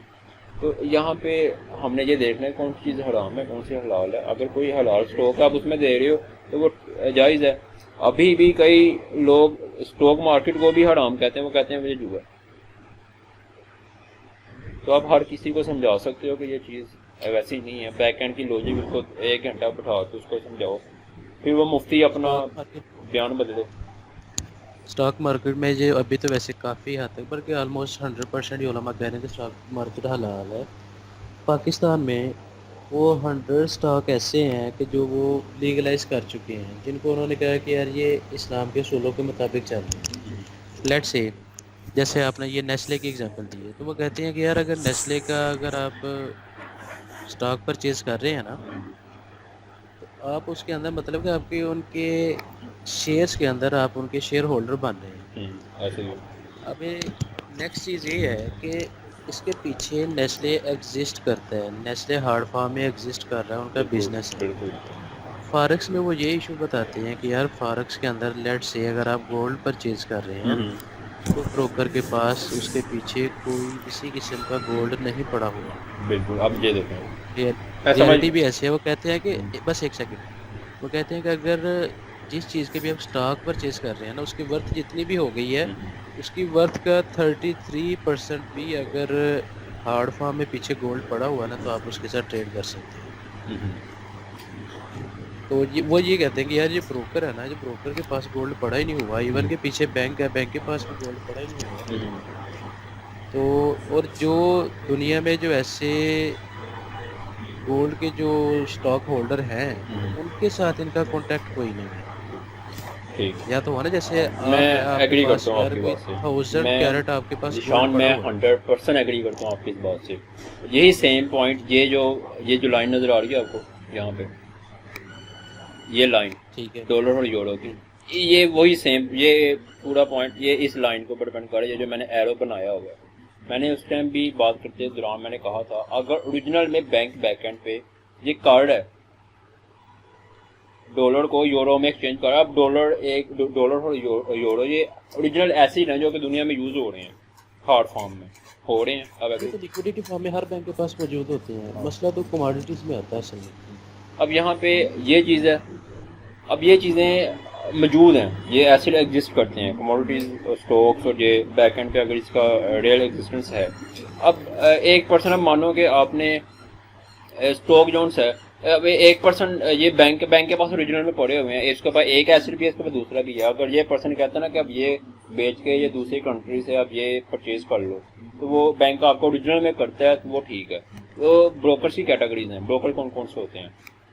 ECN, अब कैटेगरीज के अंदर आप जायज़ और नाजायज़ देख लेना। ECN, STP, straight through process और ECN, ये एक ही कैटेगरी कह लो। स्ट्रेट थ्रू प्रोसेस मतलब ये टोटल जो कम्युनिकेशन प्रोसेस है, ये जो टोटल प्रोसेस से गुजरते हैं, जो डॉलर और एक्सचेंज का कॉन्ट्रैक्ट किसी कंट्री से अपने बैंक से, ये आपके मुल्क का जो सेंट्रल बैंक है वो यूरोप के सेंट्रल बैंक से ओरिजिनल में यूरो खरीद रहा है, तो ये स्ट्रेट थ्रू प्रोसेस पूरे प्रोसेस से गुजर के वो खरीद रहा है, तो STP ब्रोकर है। ECN ब्रोकर है, ये भी ओरिजिनल में खरीद रहा है, लेकिन ये इलेक्ट्रॉनिक मीडिया के थ्रू खरीद रहा है। उसकी वजह क्या है, ECN का क्या है और स्ट्रेट थ्रू प्रोसेस क्या है? अब ECN कहते हैं कि अक्सर लोगों ने अपने पास पैसे रखे हुए हैं, उनके पास, किसी के पास अगर 1 अरब रुपए हैं, तो 1 अरब मार्केट में प्रिंटेड फॉर्म में मौजूद नहीं है। रियलिटी में ऐसे है, उनके पास 1 अरब की वर्थ मौजूद है, लेकिन उस वर्थ इक्विवेलेंट जो कागज़ है वो प्रिंट नहीं हुआ। ऐसे ही है, सिंपल है। यानी कि HBL के पास अगर आज मैं जाके कहूँ कि मुझे 1 अरब रुपया जो मैंने आपके पास रखवाया हुआ विड्रा दे दें, तो वो नहीं दे सकते। तो वो क्या करते हैं, वो वैल्यू पॉसिबल है कि मुझसे महीने का टाइम मांगेंगे। प्रिंट कटवाना है, बैकएंड से मंगवाना है, वो करेंगे नहीं। वो कहेंगे आपने क्या करना है, 1 करोड़, हमारे पास कैपेसिटी नहीं है 1 करोड़ की। अब वो कहते हैं अगर आपने इसको डिजिटल मीडिया के थ्रू ही भेजना है ना, बस जैसे बिटकॉइन वॉलेट के अंदर पैसे नंबरिंग में, मैथमेटिक्स में, सॉफ्टवेयर के अंदर सेम है डिजिटल फॉर्म में। अगर आपने डिजिटल फॉर्म में एक बैंक से वर्थ दूसरे बैंक में किसी दूसरे पर्सन को ज़मीन खरीद लिया, आपने 50 करोड़ की एक प्रॉपर्टी खरीद लिया, आपने अपने अकाउंट से 50 करोड़ उसको दे दिए और प्रॉपर्टी अपने नाम करवा लिया, अब उसके बाद वर्थ पहुंच गई है, बेशक वो प्रिंटेड फॉर्म में मौजूद नहीं है, वो आप कह लो कि इलेक्ट्रॉनिक कम्युनिकेशन नेटवर्क के थ्रू आपने कर दिया, ठीक है। स्ट्रेट थ्रू प्रोसेस जो स्ट्रेट थ्रू फिजिकल प्रोसेस था, उसके थ्रू या फिर एक इलेक्ट्रॉनिक नेटवर्क कम्युनिकेशन नेटवर्क के थ्रू आपने परचेज कर लिया। इन दोनों में ओरिजिनल में परचेज होता है। मसला आता है मार्केट मेकर का। और मार्केट मेकर क्या करता है? मार्केट मेकर पता क्या करता है? मार्केट मेकर क्या होता है अब ये देख लो। अब ये एक ब्रोकर ऐसा है जो कि मार्केट मेकर है। इसको मैं येलो से बना रहा हूँ। ये मार्केट मेकर ब्रोकर है। अब मार्केट मेकर जो ECN और STP में क्या होता है, डॉलर किस कंट्री से बिलोंग करता है? अमेरिका से और जो यूरो जोन है ये किससे बिलोंग करता है? यूरोप से। ठीक है, ये यूरोप एक कंट्री है और अमेरिका भी एक कंट्री है। अगर ये STP और ECN ब्रोकर क्या करते हैं, ये अमेरिका का डॉलर लेके ये कम्युनिकेशन करते हैं यूरोप की किसी कंट्री के साथ, उनके सेंट्रल बैंक के साथ, उनसे ओरिजिनल में ये यूरोप खरीदते हैं। मार्केट मेकर नहीं रब्ता करता, वो क्या करता है, वो अगर ये दोनों बंदे ये ओरिजिनल ECN और STP ब्रोकर के पास जाते, ये ब्रोकर समझ लो ECN या STP ब्रोकर है और ये मार्केट मेकर है। अब इन्होंने दोनों ने मार्केट मेकर से रब्ता किया। मार्केट मेकर क्या करता है? मार्केट मेकर को पता है कि मार्केट में 90% लोग लॉस करते हैं, उनकी प्रेडिक्शन ख़राब है क्योंकि उनको बैक एंड की चीज़ें पता ही नहीं है। वो बस वो ना इसको जुआ ही समझते हैं। बस जिसकी नीयत ख़राब है उसका काम भी ख़राब ही है, वो कभी प्रॉफिट ले ही नहीं सकता, उनकी नीयत ही ख़राब है। अब उन्होंने बैक एंड का सोचा ही नहीं, 90% लोग तो वैसे ही लॉस करते हैं। तब इनको पता है कि यार हम तो हमेशा एट द एंड पे एज पे रहेंगे। एज किसके पास होगा? ये ब्रोकर के पास, मार्केट मेकर ब्रोकर के पास। अब ये क्या करता है, इनके पास ना वर्थ है। कौन कितनी वर्थ है इनके पास? इनके पास है 10K, 23K, 33K इनके पास मौजूद है डॉलर्स की फॉर्म में, और वो डॉलर्स की फॉर्म में ही मौजूद रहता है उनके पास। ये 1%, ये एक कॉन्ट्रैक्ट आ गया जिसको हम C1 कहते हैं, कॉन्ट्रैक्ट 1 जो कि इन दोनों पर्सन के बीच में हुआ है। ये लिक्विडिटी प्रोवाइडर और ये बायर, ये सेलर 1 या फिर इन्वेस्टर 1। ये कॉन्ट्रैक्ट 1 है। इस कॉन्ट्रैक्ट 1 की अमाउंट यहाँ पे आ गई। एक और पर्सन है, वो कॉन्ट्रैक्ट 2 उसके पास है। वो कॉन्ट्रैक्ट 2 उसका, उस पर्सन ने यहाँ पे 40K ऐड करवाया, उसका 40K है। ठीक है, अब इनको पता है कि मार्केट में सब लोग एट द एंड विन नहीं करते, सब लोग ये चीज़ अंडरस्टैंड नहीं करते स्टॉक की कैपिटलाइजेशन कितनी है और उसमें कितनी इन्वेस्टमेंट बुक हुई है। अब ये बंदा ब्रोकर, ये मार्केट मेकर है, मार्केट मेकर ब्रोकर MB, मैंने इसका नाम दे दिया मार्केट मेकर ब्रोकर MB। अब MB को पता है कि मेरे पास क्लाइंट 1 है, क्लाइंट 2 भी है, दोनों ने पैसे दिए हैं, डॉलर्स की फॉर्म में दिए हैं, और ये दोनों ट्रेड कर रहे हैं एक BTC को। फॉर एग्जांपल ये दोनों BTC को ट्रेड कर रहे हैं। अब इन्होंने, एक पर्सन ने 33K एक BTC खरीदा था और एक दूसरे पर्सन ने तकरीबन 1.25 BTC खरीद लिया, 1.25 या 1.3 एज्यूम कर लो। अब एक पर्सन BTC कार्ड है, दूसरा लगा लो कोई और एसिड कार्ड है, चलो एक साथ दोनों की नहीं ना, एक ही बढ़ेगी दूसरे की लॉस होगी। या फिर अगर दोनों एक भी कार्ड हैं तो एक दोनों की टाइमिंग अलग अलग होगी। एक इसने उस वक्त खरीदा जब वो बढ़ रहा था, इसने उस वक्त खरीदा जब वो गिर रहा था, तो इसने लॉस कर दिया, इसने गलत तरीके से इन्वेस्टमेंट की, तो C2 ने लॉस कर दिया अपना 40K। ठीक है, अब इन्होंने, बैंक ने, इस मार्केट मेकर ब्रोकर ने क्या किया, बैक एंड पे उसने ये डॉलर, ये जो उसके पास मौजूद है ये बकेट, उसने इसको BTC में कन्वर्ट ही नहीं किया, परचेज ही नहीं किया, उसने परचेज किया ही नहीं सिरे से।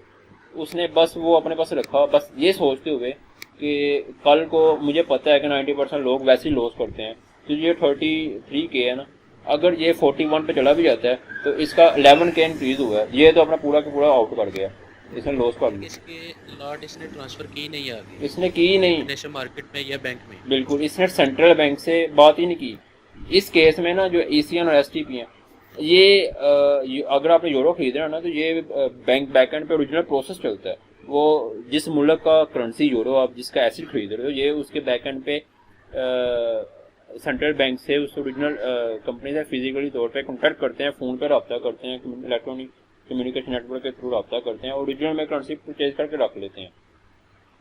मार्केट मेकर क्या करता है, मार्केट मेकर ब्रोकर क्या करता है, वो पैसे अपने पास रख लेता है, वो खरीदता नहीं है। उस क्यों नहीं खरीदता? उसको पता है कि यार 90% लोग लॉस करते हैं, वो खरीदता नहीं है, वो जब एक बंदा लॉस कर देता है तो उन्हीं के पैसों में से वो पैसे, अब इसकी नज़र में C2 जो कॉन्ट्रैक्ट है, जो सेकंड पर्सन ने लिया लिक्विडिटी प्रोवाइडर से लोन लेके या कुछ भी, इसका कॉन्ट्रैक्ट इसने देखा, जो BTC का चार्ट था उसमें इसने देखा मार्केट तो वाकई में गिरी है, मैंने इधर खरीदा था तो मार्केट इधर चली गई है, तो मुझे तो वाकई में लॉस हुआ है, तो मैं ये सही जायज़ मेरे से काट रहा है वैसे। लेकिन जायज़ उस वक्त होते हैं ना जब इसके पास पड़े ही ना होते, ये पैसे जहाँ पे जाने चाहिए थे, जब BTC गिरा है, BTC जिन लोगों की वजह से गिरा है ना, जिनके पैसे निकल गए हैं यहाँ से, जिन्होंने पैसे निकाल लिए हैं यहाँ से, और जिन्होंने होल्ड किया हुआ है, तो बाकी पैसे डिस्ट्रीब्यूट होने चाहिए उन लोगों में। अब ये पैसे इसने आगे BTC में तो ऐड ही नहीं किए, BTC में ये वर्थ इंक्लूड ही नहीं हुई, और इसकी पैसे वहाँ पे डिस्ट्रीब्यूट नहीं हुए जो सर्कुलेशन सप्लाई है। मतलब अगर एक पर्सन के ये जो 8K है ना, ये आपके पास कहाँ से आ रहा है, 25K लोगों का आ रहा है, ठीक है। ये 25K जो लोग हैं इनकी जेब से ये पैसे डिस्ट्रीब्यूट निकल रहे हैं, निकल गए, ये चले गए हैं इनके पास, क्योंकि इन्होंने महंगे में खरीदा था, इन्होंने सस्ते में खरीदा, तो पैसे इनके पास आ गए। अब इस केस में क्या हो रहा है, ये जो कॉन्ट्रैक्ट C2 है ना जिसने 40K ऐड किया है, ये आप लगा लो ये 25K वाले लोगों की जगह पे है, ये इसकी जो सिचुएशन है ना ये वाली है। अब इसके पैसे इन 1 लाख लोगों वाले लोगों के पास चले गए हैं, लेकिन इस केस में जा नहीं रहे, ये 25K वाले लोगों की जगह पे है, लेकिन इसके पैसे इनमें डिस्ट्रीब्यूट नहीं हुए। इसके पैसे किधर है, मिडिल मैन को खा गया। वो मिडिल मैन कौन है, मार्केट मेकर ब्रोकर। इसने क्या किया, डॉलर पैसे लिए, उसने कहा कि मैं ये एसिड लेके रख लूँगा, इसने खरीदा ही नहीं एसिड, इसने नहीं खरीदा। इसने कहा कि लोग तो वैसे लॉस करते हैं, ज़्यादातर लोग लॉस करेंगे, तो एक बंदा लॉस करेगा दूसरा विन करेगा, जो लॉस करेगा हम उसी के पैसों में से कुछ पैसे दूसरे को मिला के दे देंगे। अब इसका हो गया 41K, ब्रोकर ने क्या किया, इसके 40K में से 11K निकाल के इसको दे दिया, इसका 41K हो गया। C2 उन्होंने ओके कर दिया, C2 को पैसे मिल गए, उसको दे दिए, और इसके पैसे चले गए। ये कह रहा है कि चलो इन्होंने जायज़ काटे हैं, उन्होंने बैकएंड में BTC परचेज ही नहीं किया था। जो पैसे जाने चाहिए थे इन लोगों के पास, इन 1 लाख लोगों वाले लोगों के पास, वो पैसे चले गए इनकी जेब में। इसमें 40K में से 11K निकाल दिया, बाकी कितना बचता है, बाकी 29K बचता है। ये 29K किसके पास गया है, ये 29K जो है ना, $29,000 ये मार्केट मेकर ब्रोकर के पास जाता है। और ये आप किस सिरे से कह सकते हो कि ये जायज़ है। ये पैसे किनके पास जाने चाहिए, जिसका इनका राइट था इनके ऊपर, जो ओरिजिनल में आपको एक स्टैंडर्ड रूल पता है कि चीज़ों की वैल्यू इंक्रीज कैसे होती है, डिक्रीज कैसे होती है, मार्केट कैपिटलाइजेशन की वजह से, जिसको सब लोग एग्री करते हैं। करेंसियाँ यूज़ करते हैं, जब आप एक कंट्री से दूसरी कंट्री में मूव करते हो, वापस आते हो, आप 150 लेके 50 रुपये अपनी जेब में डालते हो ना, वो 50 रुपये आपके तो नहीं है, वो इन 25K लोगों की जगह पे जो लोग बैठे हुए हैं वही सिचुएशन है। और आप 1 लाख वाले लोगों की सिचुएशन में थे और आपके पास ये पैसे आ गए, वो $100 का 150 हो गया, 50 रुपये ये 8K की हैसियत की जगह पे हैं, तो आपके पास वो आ जाते हैं। अब वो पैसे इधर से इधर आ रहे हैं, इस केस में इधर के पैसे इधर नहीं आ रहे, वो रास्ते में कहीं पे गायब हो जाते हैं, वो MB में गायब हो जाते हैं। अब ये MB जोन्स है ना, ये नाजायज़ का रहा है, ये सिस्टम नाजायज़ नहीं है। अगर ये सिस्टम में आप ओरिजिनल में वो काम करते हो तो वो जायज़ है, ट्रेड करना जायज़ है अगर ओरिजिनल में करते हो। मैं चाह रहा था कि जैसे ये मैं 1.0 की एक लार्ज साइज की ना ट्रेड लेता हूँ मैं गोल्ड में, तो ये जो एरो है जिसके ऊपर अभी आपका एरो लगाया हुआ आपने ग्रीन लाइन में, तो ये बैंक क्या करता है, मेरी ट्रेड को कहाँ पे ट्रांसफ़र करता है, गोल्ड की सूरत में या क्रूड ऑयल की सूरत में।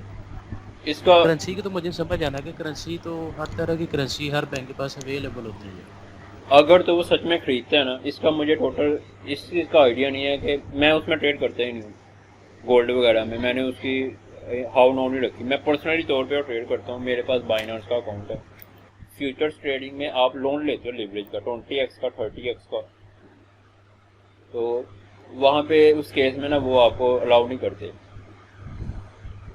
क्योंकि उनमें ना ब्रोकर की लिक्विडिटी मौजूद होती है, तो वो ये वाला सिनेरियो आ जाता है। ब्रोकर अपनी लिक्विडिटी को अथॉरिटी देता ही नहीं है, वो कहता है जब आपका कॉन्ट्रैक्ट कंप्लीट होगा, एंड पे जब प्रॉफिट वाला सिनेरियो आएगा ना, एंड पे आप डिस्ट्रीब्यूट कर सकते हो, जैसे फाइबर में ऑर्डर करते हैं। अब मैंने जहाँ पे गोल्ड की बात रही या जहाँ पे करेंसी की बात है वो मैंने बता दिया, करेंसी हो, गोल्ड हो, कमोडिटी हो, अगर बैक एंड पे ओरिजिनल में ये एरो वाला सीन हो रहा है, मतलब जहाँ से बैंक ओरिजिनल में परचेज कर रहा है, तो वो जायज़ है। अगर तो ये मार्केट मेकर वाला ये घटिया काम कर रहा है ना, तो नाजायज़ है। वो नाजायज़ क्यों है, वो भी अब एल्गोरिदम, अब यहाँ पे पैसे किधर, यानी कि वो सिस्टम है कि वो सिर्फ एक चैनल बनाया हुआ है जो गवर्नमेंट्स ने, पूरे इंटरनेशनल लॉ है, उसमें से वो गुजर के नहीं आ रहा, गो थ्रू करके नहीं आ रहा। बिल्कुल। अब ये यानी कि वो लोगों जो को फ्राइड्स मार सिस्टम, रहे हैं। आप सही कह रहे हो, अब यहाँ पे जो चैनल बनाया हुआ है वहाँ से गुजर के आना चाहिए था, वहाँ से गुजरा नहीं। अब ये चैनल जो है ना इट्स सेल्फ ये भी गलत है। करेंसीज अगर आप उठा के देखो, जहाँ पे आपकी करेंसी आपने 1 करोड़ कमाया आपने और आपके पापा ने, 5 साल के बाद पड़ा पड़ा बैंक में उसकी वैल्यू 70 लाख हो जाती है। ये सिस्टम खराब है, इसमें वैल्यू लॉस होती है, लोग खा जाते हैं वैल्यू। ज़ाहिर दिखने में आपको लगता है कि आपके पास 1 करोड़ पड़ा हुआ है, वो 1 करोड़ नहीं होता, वो 70 लाख हो जाता है। अब इट्स सेल्फ ये सिस्टम तो बना हुआ है जिसपे अब लोग मजबूरन फंसे हुए हैं, पूरा सिस्टम, पूरी कंट्री इस पे चल रही है, तो पूरी दुनिया इस पे चल रही है, 150 से ऊपर मुल्क हैं सारे इस सिस्टम पे चल रहे हैं। अब ये लोग, अच्छा एक और सवाल था कि ये जो कॉन्ट्रैक्ट है ना इन्वेस्टर और लिक्विडिटी प्रोवाइडर के दरमियान, इस पे भी इश्यूज आते हैं कि यार प्रॉफिट अगर हो तो दोनों साइड पे सेम हो, लेकिन आपने तो कहा कि यार मजबूर आप है, आप हाथ फैला रहे हैं कि मुझे आपके पैसे चाहिए, आप लिवरेज ना लो, लेकिन फिर भी आप लिवरेज ना लेंगे फिर तो ट्रेड हो ही नहीं सकती। यानी कि ऑलमोस्ट मैं 20 का भी लॉट साइज डालूंगा तो पर पिप की मूवमेंट में मेरा ख्याल है मुझे 0.000 समथिंग ही मेरे डॉलर मेरे अकाउंट में आएंगे। ऐसे है। अगर लीवरेज के बगैर आप चलेंगे, यानी कि वो चल ही नहीं सकती, अब सिंपल है, तो यहाँ मजबूरी इसलिए है। यही तो रीज़न है, अब आप लिवरेज लेते हो, वो लिवरेज की आपको अथॉरिटी नहीं देते। अब यहाँ पे जायज़ और नाजायज़ का आप तयन सिर्फ इस एरो वाली लोकेशन से कर सकते हो। अगर ओरिजिनल में बैकएंड पे एक्सचेंज हो रहा है ना, तो आप अगर तो आप चाहते हो कि आपने लिवरेज भी नहीं लेना, लोन भी नहीं लेना, और आपने लॉस भी डिस्ट्रीब्यूट नहीं करना, और आप मजबूर ज़्यादा थे, आपको पड़ी हुई थी पैसे लेने की, ये नहीं कह रहा था। अब ज़रूरत जात की माँ होती है, जब ज़रूरत आती है ना, बड़े बड़े आ जाते हैं इन्वेस्टर्स, वो कहते हैं चलो जी आपको ज़रूरत है, फिर हमें एक सिस्टम निकालते हैं बीच में से जुगाड़ू। वो सिस्टम जुगाड़ वाला ये निकलता है कि ये लॉस डिस्ट्रीब्यूट नहीं करते, प्रॉफिट डिस्ट्रीब्यूट कर लेते हैं। सही हो गया, सही। ठीक, अब यहाँ पे ये सिस्टम चल रहा है और ये सिनेरियो है। अब ये जो सिस्टम से पैसे नहीं गुजरे मार्केट मेकर की वजह से, और 90% जो ब्रोकर्स हैं ना वो इस कैटेगरी में बिलोंग करते हैं। आज से 1-2 साल पहले जो आईसी मार्केट था वो ये ईसीएम था, लेकिन अब वो भी बैक एंड पे नहीं करता, वो ये मार्केट मेकर हो गया, तो वहाँ पे आईसी मार्केट में भी अकाउंट बनाने की जरूरत नहीं है कोई। ये वैसे ब्रोकर की क्रेडिबिलिटी कैसे चेक करते हैं आप उनकी वेबसाइट पे जाओ, पहले आज से कुछ साल पहले ना उनके पास वेबसाइट पे मेंशन था, अगर आईसी मार्केट को मान लो कि आपके पास यहाँ पे पाकिस्तान में अगर ये आईसी मार्केट पाकिस्तान का एक ब्रोकर होता, इनके पास लिक्विडिटी प्रोवाइडर कौन हो सकता था? पाकिस्तानी बैंक्स और इन्वेस्टर्स कोई कंपनी हो, कोई पर्सन हो सकता था, या फिर पाकिस्तानी बैंक, फैसल बैंक लगा लो, फैसल बैंक इन्वेस्टर हो सकता था, एमसीबी बैंक हो सकता था। अब उनके पास पैसे किसके पड़े हुए हैं? उनके पास पैसे पड़े हुए हैं आप लोगों के, जो आप लोग बैंक में रखवा के आते हो ना। अब वो आप 1 लाख रखवा के आओ और महीने के बाद जाके 1 लाख निकाल लो, आपने पूरे पैसे दिए, पूरे पैसे ले लिए, बैंक फ्री में बैठ के आपके पैसों की रखवाली करेगा? वो फ्री में नहीं करता। आप अगर 1 लाख बंदा पैसे रखवाता है ना, उनमें से 20% या 15% लोग पैसे निकालते हैं, 80% लोगों के पैसे एग्जीक्यूट ही नहीं होते, वो अंदर पड़े रहते हैं। बैंक क्या करता है, उन पैसों को निकालता है पीछे बैक एंड पे, इन्वेस्टमेंट करता है उन पैसों से, उनको वो प्रॉफिट गेन करता है। और लेकिन जो लोगों ने पैसे रखवाए होते हैं उनको पता होता है कि हमारे 1 लाख ही पड़े हुए हैं, लेकिन उनके 1 लाख यूज़ होकर 1,10,000 बन चुके होते हैं, 1.5 लाख बन चुका होता है, लेकिन बैंक उनको 1 लाख ही वापस करता है, क्योंकि उनके साथ बात हुई है कि हम आपके पैसों की सिक्योरिटी करेंगे। सिक्योरिटी के बदले में वो ये लिक्विडिटी बना के ब्रोकर को दे देंगे, अलग अलग जगह पे इन्वेस्ट कर देंगे स्टॉक्स में, तो वहाँ से प्रॉफिट गेन करेंगे। अब ये बैंक आपका लिक्विडिटी प्रोवाइडर हो सकता था, अगर आईसी मार्केट पाकिस्तान का होता तो फैसल बैंक इनका लिक्विडिटी प्रोवाइडर हो सकता था। अगर वो इनका लिक्विडिटी प्रोवाइडर होता ना, तो उन्होंने क्या करना था, अपने लिक्विडिटी प्रोवाइडर की यहाँ पे बॉटम पे यहाँ पे शो करना था, एक आती है स्लाइडर लगा होता है, पहले लगा हुआ था बॉटम पे, अब इन्होंने रिमूव कर दिया। अगर तो वो ओरिजिनल इनका लिक्विडिटी प्रोवाइडर होता ना तो इन्होंने स्लाइडर लगाना था, बताना था कि स्लाइडर में से मूव कर रहे होते, कोका कोला मूव कर रहा है, पेप्सी मूव कर रहा है, फैसल बैंक मूव कर रहा है, क्योंकि उन्होंने इन्वेस्टमेंट दी हुई है, वो लिक्विडिटी प्रोवाइडर है बैक एंड पे, तो वो यहाँ से मूव कर रहा होता है। अब ये भी उसी पाकिस्तान की अथॉरिटी से रजिस्टर्ड है, जो आप जब भी कोई कंपनी ओपन करते हो तो आप अपनी कंपनी का एक लाइसेंस बनवाते हो, जो अदारा लाइसेंस बना कर देता है। आईसी मार्केट भी वहाँ से रजिस्टर्ड है, फैसल बैंक भी वहाँ से रजिस्टर्ड है। एक कंपनी दूसरी कंपनी से कॉन्ट्रैक्ट करती है, उसका लिक्विडिटी प्रोवाइडर बन जाती है, वो लोग उसकी इन्फॉर्मेशन लोगों को शो करते हैं हमारे पास असल में कोई प्रोवाइडर है, और हम उनके पैसे लेके तो आगे से कॉन्ट्रैक्ट कर रहे हैं।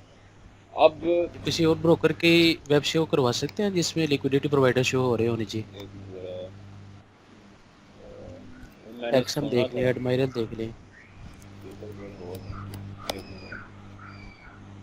था ये इसी ने शायद, अगर इसके लिक्विडिटी प्रोवाइडर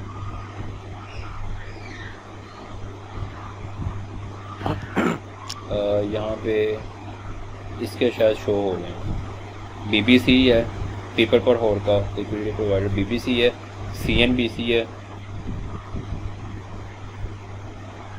और इसको अगर हम व्यू करेंगे इसकी ब्रोकर की नेशनल मार्केट्स में है भी है ना, जैसे ऑस्ट्रेलिया में भी है, कनाडा में भी फर्म बनी हुई है, FYCP है, जहाँ से अपने आप को रजिस्टर करवाते हैं। बिल्कुल, यानी कि जो इनकी क्रेडिबिलिटी देते हैं कि अगर कल कोई आपके पैसे आगे पीछे करता है तो हम इस चीज़ के रिस्पॉन्सिबल हैं। अब ये और उन्होंने इनको एक लाइसेंस नंबर दिया होता है। बिल्कुल ये शो करते हैं, अगर आप इनके चैट से बात करो ना वो बताते हैं। आपने लिक्विडिटी प्रोवाइडर का लाजमी पूछना है। आईसी मार्केट से बात की है, उनका नहीं है। आईसी मार्केट, इंस्टा फोरेक्स और ये जितने भी हैं यार 90% ऐसे हैं, जितने मशहूर नाम है ना वो भी है। ऑक्टा एफएक्स, ये भी बहुत बड़ा स्कैमर है। ज़ैद अली और बाकी सबको इसमें इंक्लूड किया हुआ है। और इसका स्प्रेड आप देखो ना, ये स्प्रेड के पीछे सारे के सारे यूट्यूबर इसने ऐड किए हुए हैं अपने अंदर। हाँ, ये स्प्रेड से बहुत लॉस, मैंने यहाँ पे लॉस किया थोड़ा स्प्रेड की वजह से। अब मैंने उसको छोड़ दिया, मैं बाइनांस में चला गया। अब क्रिप्टो में मैंने क्या किया, अब क्रिप्टो में जो आप कह रहे हो ना कि एसिड आप विड्रॉ कर सको जो खरीदो, ये वाले जो हमने भी बात की थी कि आप विदाउट लिवरेज काम कर लो, फिर आपका विड्रॉएबल होगा, क्योंकि पूरी अथॉरिटी आपकी अपनी है ना। इस केस में पूरी अथॉरिटी आपकी अपनी नहीं है, इस केस में पूरी अथॉरिटी आपकी अपनी। अगर सारे आपके अपने पैसे हों, बाइनांस के स्पोर्ट सेक्शन में जो ट्रेडिंग होती है वहाँ से आप पैसे निकलवा सकते हो, क्योंकि स्पोर्ट के अंदर आप वन लिवरेज पे काम करते हो। वन लिवरेज मीन्स आपने कोई लिवरेज ली नहीं है, जो आपके अपने पैसे हैं मल्टीप्लाई पे वन वो उतने ही रहते हैं। ठीक, वो बाइनांस क्रिप्टो करेंसी है, यहाँ पे आपके पास तीनों चीज़ें मौजूद हैं। मतलब अगर आपने ऑप्शन करना है ना, ऑप्शन कहते हैं ओरिजिनल गैम्बलिंग को, जिसमें आपके पास ऐसा IQ ऑप्शन है ना, 40% 30% प्रॉफिट। इनके पास तीनों चीज़ें हैं। इनके पास है स्पोर्ट है, इनके पास है बाइनांस के पास फ्यूचर्स हैं, बाइनांस के पास ऑप्शन है। ठीक है, ये जो ऑप्शन है ना, ये तो आप कह दो कि ये सिरे से ही नाजायज़ है, इसको छोड़ दो आप। ठीक है, इसमें लक चलता है, इसमें स्ट्रेटेजी नहीं चलती, लॉजिक और एल्गोरिथम नहीं चलती। जैसे ये बैक एंड पे मार्केट को अंडरस्टैंड कर रहे हो, ये चीज़ें आपके काम आएंगे स्पोर्ट में और फ्यूचर में। स्पोर्ट और फ्यूचर में क्या फ़र्क है? स्पोर्ट में आप विदाउट लिवरेज काम करते हो, यहाँ पे लिवरेज कोई नहीं है। ठीक है, फ्यूचर्स में आपके पास लिवरेज है, मल्टीप्लाई बाय 20 तक या 100 तक या 50 तक। लेकिन यहाँ पे आपके पास एक अथॉरिटी चली जाती है, वो अथॉरिटी है विड्रॉ करने की।